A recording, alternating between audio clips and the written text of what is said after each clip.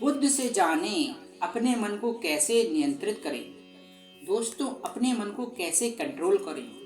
दोस्तों, एक बार एक व्यक्ति बुद्ध के पास आता है और उनसे पूछता है कि बुद्ध, अपने मन को काबू में करने और उसे समझने का पहला चरण क्या है, और हम कहाँ से शुरुआत करें कि हमारा मन हमारे बस में आ जाए। बुद्ध मुस्कुराते हैं और उसका उत्तर देते हैं कि अपने मन को समझने का पहला चरण है इसके द्वारा दिए गए लालचों की व्यर्थता को देख लेना। जिस इंसान ने अपने मन के द्वारा दिए गए लालचों की व्यर्थता को देख लिया, उसने इससे मुक्त होना शुरू कर दिया। और उसके बाद वह व्यक्ति बुद्ध से पूछता है कि हमारा मन जो हमें लालच देता है उसकी व्यर्थता को कैसे देखा जाए।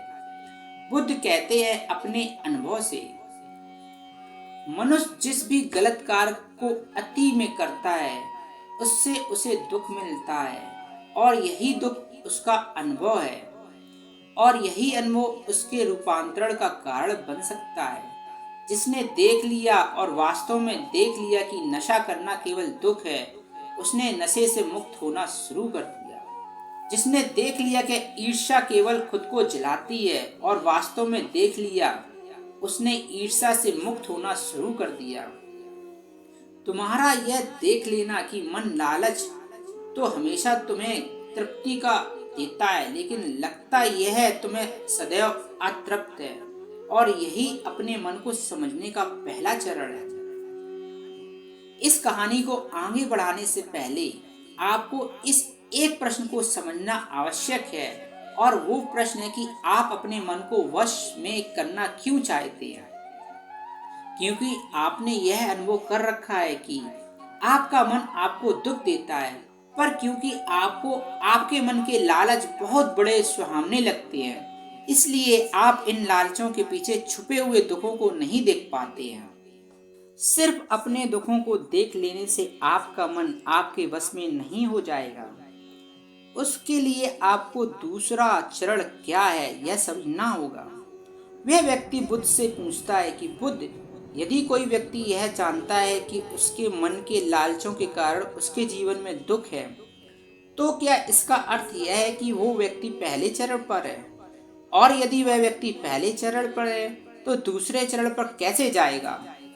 बुद्ध कहते हैं कि उस व्यक्ति को खोज पर निकलना होगा, किसी ऐसे व्यक्ति की खोज पर जो अपने मन से मुक्त हो चुका है और जिसने अपने मन को जान लिया है, क्योंकि तुम्हारा मार्गदर्शन वही कर सकता है जो उस जगह पर पहुंचा हुआ है और जहां तुम जाना चाहते हो। दोस्तों, यहाँ पर एक बात समझने की आवश्यकता है कि खोज पर निकलने का अर्थ यह नहीं है कि आप सन्यासी बन जाएं, बल्कि खोज पर निकलने का अर्थ यह है कि कोई ऐसा व्यक्ति खोजना है जो आपका मार्गदर्शन कर सके। अब यहाँ यह प्रश्न उठता है कि ऐसे व्यक्ति को कहाँ खोजें, क्योंकि आस पड़ोस में तो सभी लोग अशांत भरे हुए हैं। तो इस प्रश्न का उत्तर है कि आप ऐसे व्यक्ति को आस पड़ोस में मत खोजिए, बल्कि इंटरनेट पर खोजिए, क्योंकि इंटरनेट आपको पूरी दुनिया से जोड़ता है। दोस्तों, मैं और आप इस इंटरनेट के बदौलत ही जुड़े हुए हैं। अगर इंटरनेट नहीं होता तो क्या आप मेरे इस वीडियो को देख पाते? नहीं ना। दोस्तों, इस दुनिया में बहुत सारे लोग थे और अभी हैं और हमेशा रहेंगे जो आपका मार्गदर्शन कर सकते हैं, कहानी में वापस लौटते हैं और अच्छे से जानते हैं कि अपने मन को समझने का दूसरा चरण क्या है। वह व्यक्ति मुझसे पूछता है कि उस व्यक्ति की पहचान क्या है जिसने अपने मन को समझ लिया है और जिसने खुद को जान लिया हुआ है। क्योंकि हर व्यक्ति यह दावा करता है कि वह ज्ञानी और बुद्धिमान है, लेकिन वास्तव में ज्ञानी कौन है वह कैसे पता लगेगा? बुद्ध कहते हैं कि यही तीसरा चरण है, और वो चरण है सुनकर। सुनना ही अपने मन को समझने का तीसरा चरण है। उसके बाद वह व्यक्ति मुझसे पूछता है कि क्या देखकर यह पता नहीं किया जा सकता है, क्योंकि आपको देखकर ही पता लगता है कि आप एक महात्मा हैं। बुद्ध कहते हैं कि देखने में तो कोई व्यक्ति बहुत शांत लग सकता है, लेकिन भीतर से वह क्या है यह उसके शब्द ही बता सकते हैं। लेकिन ध्यान रहे कि शब्दों पर भी विश्वास एकदम से नहीं कर लेना। किसी भी बात पर विश्वास इसलिए कर लेना कि उसे मैंने कहा हुआ है, यानी किसी महात्मा ने कहा हुआ है। किसी भी बात पर विश्वास आपको तब कर लेना है जब वह तुम्हारा अनुभव बन जाए। गौतम बुद्ध के द्वारा कही गई इस बात को मैं आपको थोड़ा सा आसान भाषा में समझाने की कोशिश करता हूँ। दोस्तों, कोई कहता है कि ध्यान करना अच्छा है और कोई कहता है कि ध्यान करना बुरा है। ये दोनों ही अतियां हैं। अगर आप सभी ध्यान को अच्छा मानते हैं तो आप बहुत ही जल्द ही उसे बुरा मानने लग जाएंगे, और यही हमारे मन की चाल है। तो अब आपके मन में सवाल उठा हुआ कि कैसे? तो उसका उत्तर यह है कि ध्यान की शुरुआत में आपको आनंद नहीं मिलेगा, बल्कि बोरियत महसूस होगी। और आपका विश्वास क्या था कि ध्यान अच्छा है, लेकिन आपको अनुभव क्या हो रहा है कि ध्यान बोरियत भरा है। तो धीरे धीरे आपका विश्वास बदलने लगेगा। पहले आप ध्यान को अच्छा मानते थे, लेकिन अब आप ध्यान को बुरा मानने लग जाएंगे। आप एक अति से दूसरे अति पर पहुंच जाएंगे, और यही हमारे मन की चाल है। हमारा मन हमें अतियों में ही भटकाता रहता है, और अगर आप ध्यान को बुरा मानते हैं तो आप कभी भी ध्यान करेंगे ही नहीं। अब कहानी में वापस लौटते हैं और अच्छे से समझते हैं कि अपने मन को समझने का तीसरा चरण क्या है। बुद्ध कहते हैं कि किसी भी बात पर विश्वास तब तक नहीं करना है जब तक वह तुम्हारे विवेक की कसौटी पर खरी नहीं उतर जाए, और इसके लिए कर्म करना आवश्यक है, और कर्म ही अपने मन को समझने का चौथा चरण है। अगर आप धन कमाना चाहते हैं तो आपको सही दिशा में कर्म करना आवश्यक है। ठीक उसी प्रकार अगर आप खुद को जानना चाहते हैं तो आपको सही दिशा में कर्म करना आवश्यक है। वह आदमी बुद्ध से पूछता है कि सही दिशा में कर्म करते वक्त आदमी क्या गलती कर सकता है। बुद्ध कहते हैं कि केवल दो गलतियां कर सकता है। पहली गलती की शुरुआत ना करना, और दूसरी गलती है पूरा रास्ता तय ना करना। इन दोनों गलतियों के पीछे हमारे मन की चाल होती है। कोई सोचता है कि वे शुरुआत कल से करूंगा, और कोई सोचता है कि शायद मैं सफल ना हो पाऊं। इन दोनों ही गलतियों को व्यक्ति जागरूकता की कमी के कारण करता है। बिना जागरूकता के व्यक्ति को मन उसे सही दिशा में चलने ही नहीं दे सकता है, और जागरूकता ही अपने मन को समझने का पांचवा चरण है। इसलिए दिन के हर एक क्षण को जागरूकता के साथ जियो। कोई भी कार्य करो उसे जागरूकता के साथ करो। अगर सांसें भी लो तो उसे जागरूकता के साथ लो। बिना जागरूकता के साथ जिया गया एक भी क्षण मृत्यु के समान है। और ध्यान रहे कि जागरूकता बिना ध्यान के संभव नहीं है। वह व्यक्ति बुद्ध से पूछता है कि बुद्ध, अपने जागरूकता के स्तर को कैसे बढ़ाया जा सकता है। बुद्ध कहते हैं कि ध्यान के द्वारा, और ध्यान ही छठवां चरण है। एक बार आप अपने मन को समझने के 6 चरणों को ध्यान से समझिए। अपने मन को समझने के 6 चरण। नंबर 1, थोड़ी जागरूकता के साथ यह देख लेना कि यह मन ही दुख के बीज बोता है। नंबर 2, किसी ऐसे व्यक्ति को खोजना जो मन से मुक्त पाने का मार्ग बता सके। नंबर 3, सुनना। नंबर 4, सुने हुए को कार में लाना। नंबर 5, जागरूकता जिसे आप मार्ग से भटके ना। नंबर 6, ध्यान। यदि सीधे शब्दों में कहा जाए तो ध्यान ही वह नाव है जिस पर बैठकर मन रूपी नदी को पार किया जा सकता है। लेकिन ध्यान तक पहुंचने की शुरुआती के 5 चरण बहुत आवश्यक हैं। अभी आप कौन से चरण पर हैं? हमें आप नीचे कमेंट बॉक्स में जरूर बताएं, क्योंकि दोस्तों हर ज्ञानी इन 6 चरणों से गुजरता ही गुजरता है। दोस्तों, अब जानते हैं कि अपने मन को अपना सेवक कैसे बनाएं। एक सच्ची कहानी से। तो चलिए कहानी की शुरू करते हैं। अपने मन को अपना सेवक कैसे बनाएं, अपने मन को वश में कैसे करें। दोस्तों, इस कहानी में अगर आप ध्यान से पढ़ते हैं तो आपको नीचे दिए हुए 2 प्रश्नों के उत्तर मिल जाएंगे। वो 2 प्रश्न हैं। नंबर 1, हम अपने मन के गुलाम क्यों बन गए हैं। नंबर 2, हम अपने मन को अपना गुलाम कैसे बना सकते हैं। आपके पहले प्रश्न का उत्तर नीचे दी गई यह लाइफ चेंजिंग कहानी है। आपके पहले प्रश्न का उत्तर हम आपको इस कहानी में बताएंगे, अतः आप पूरी कहानी जरूर सुनें। एक बार एक राज दरबार में एक कलाकार आता है और इस कलाकार की खासियत यह थी कि जब भी यह कलाकार अपनी कलाकारी दिखाता है तो ऐसा कोई भी व्यक्ति नहीं होता है जो इसकी कलाकारी को देखकर हंसे ना। बड़े बड़े राजा महाराजा इस कलाकार की कलाकारी को देखकर हंसते हंसते लोटपोट हो जाते थे। लेकिन इस बार वह कलाकार एक गंभीर राजा के दरबार में था, इसलिए लोगों को यह संदेह था कि कहीं वो इस बार असफल ना हो जाए।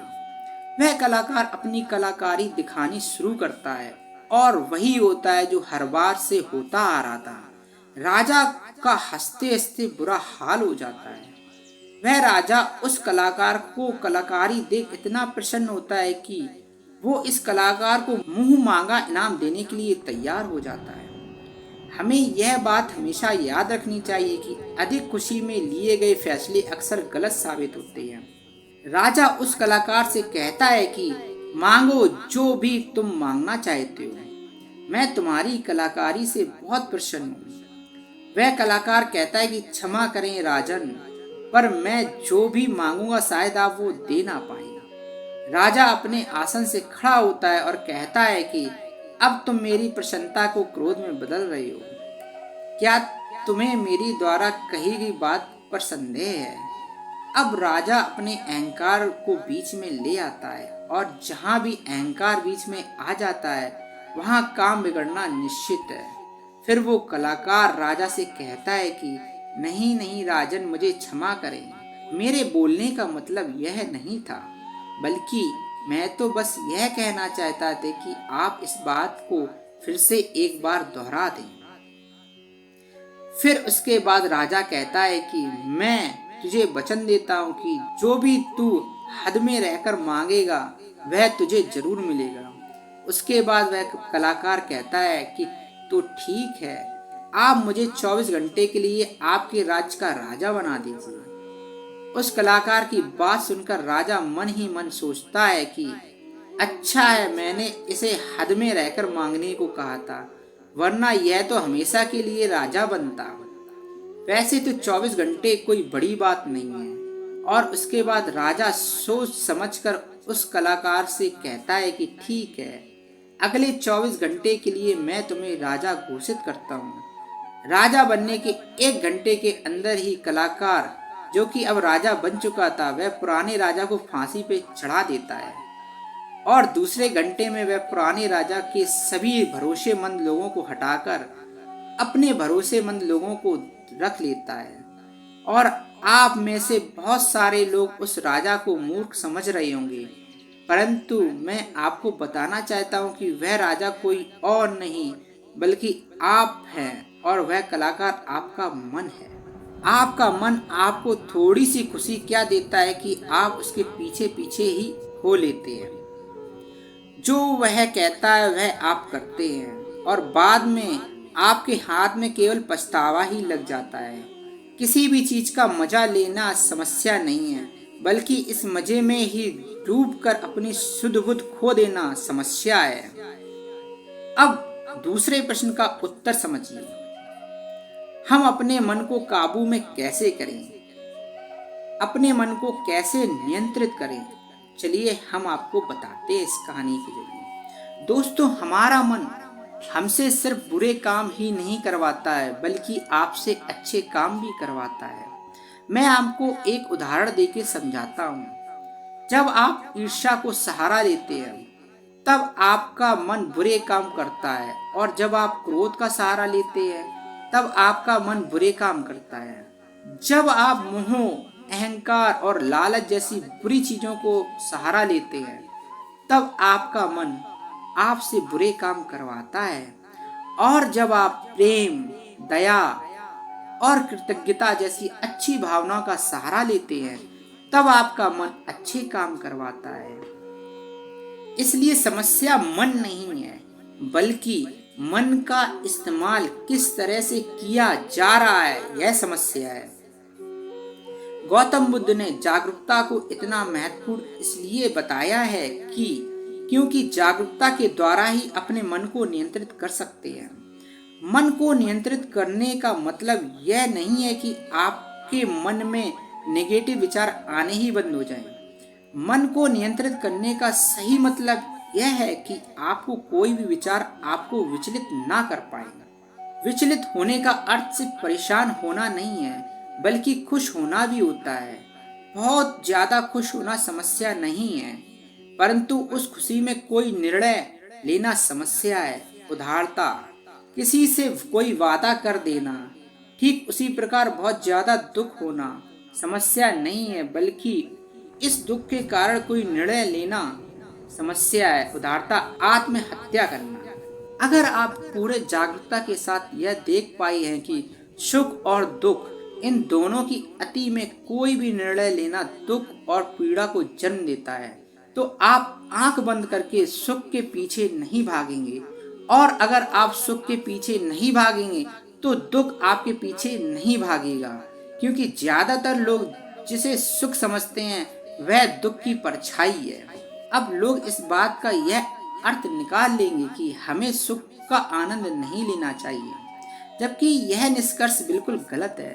अगर आप सुख और दुख इन दोनों की अति में कोई निष्कर्ष नहीं निकालते हैं तो आप वहीं रहते हैं जहां आपको रहना चाहिए, मध्य बिंदु पर, जिसकी बात हर बार बुद्ध कहते हैं। मैं आपको मन के बारे में एक खास बात बताता हूँ। आपको ऐसा कब लगता है कि आपको अपने मन को वश में करना चाहिए? मैं आपको बताता हूँ, जब आप वो काम कर रहे होते हैं जो काम करना आपके लिए सही नहीं होता है, तब आपको महसूस होता है कि आपको अपने मन को अपने वश में करना चाहिए, मगर आप वो काम फिर भी कर जाते हैं क्योंकि आपको उस काम को करने में मजा आता है। उदाहरण, चुगली करना। आपको पता है कि चुगली करने से आपको कुछ भी फायदा नहीं होगा, फिर भी आप चुगली करते हैं, क्योंकि चुगली करने से शुरुआत में मजा आता है, परंतु धीरे धीरे आपको पता चलता है कि आप अपने ही नजरों में छोटे बन गए हैं। दोस्तों, गौतम बुद्ध के द्वारा दिया गया यह सूत्र मैं आपको आज बताता हूँ, जो आपकी जिंदगी बदल सकता है। वह सूत्र है कि जिन कामों को करने में शुरुआत बहुत मजा आए, वो काम आपके लिए हानिकारक है। उदाहरण के तौर पर फनी और गंदे वीडियो देखना, वेब सीरीज, जंक फूड खाना और सुबह देर से उठना इत्यादि। और जिन कामों को शुरुआत में करने में कम मजा आता है, वो बोरियत महसूस होती है, वो काम आपका जीवन बदल सकता है। उदाहरण के लिए किताबें पढ़ना, व्यायाम करना, सुबह जल्दी उठना, ध्यान करना और इंटरनेट का सही इस्तेमाल करना इत्यादि। हमें यह समझना चाहिए कि हमारा मन केवल बुरे कामों में ही नहीं लगता है, बल्कि यह अच्छे कामों में भी लगता है। फर्क सिर्फ इतना है कि बुरे कामों में यह जल्दी लग जाता है, क्योंकि बुरे काम करते वक्त शुरुआती में मजा आता है, और अच्छे कामों में यह देर से लगता है, क्योंकि अच्छे कामों में मजा देर से मिलता है। इसलिए मजे के पीछे ना भागें, बल्कि सही काम के पीछे भागें। सफलता आपको निश्चित मिलेगी। दोस्तों, अब मैं आपको अगले वीडियो में अपने मन को कंट्रोल करने का प्रैक्टिकल तरीका बताऊंगा, इसलिए आप मेरा अगला वीडियो जरूर देखिए। दोस्तों, यह जानकारी अगले वीडियो में मैं आपको बताऊंगा, तो उस वीडियो का लिंक मैं इस वीडियो के डिस्क्रिप्शन बॉक्स में दे रहा हूँ। आप उस पर क्लिक करके डायरेक्ट ही उस वीडियो को ओपन कर सकते हैं। और अगर आपको यह जानकारी और यह वीडियो और यह कहानी अच्छी लगी है तो प्लीज कमेंट बॉक्स में लिखिए और हमारे चैनल को सब्सक्राइब कीजिए, लाइक कीजिए और शेयर कीजिए। बहुत बहुत धन्यवाद दोस्तों।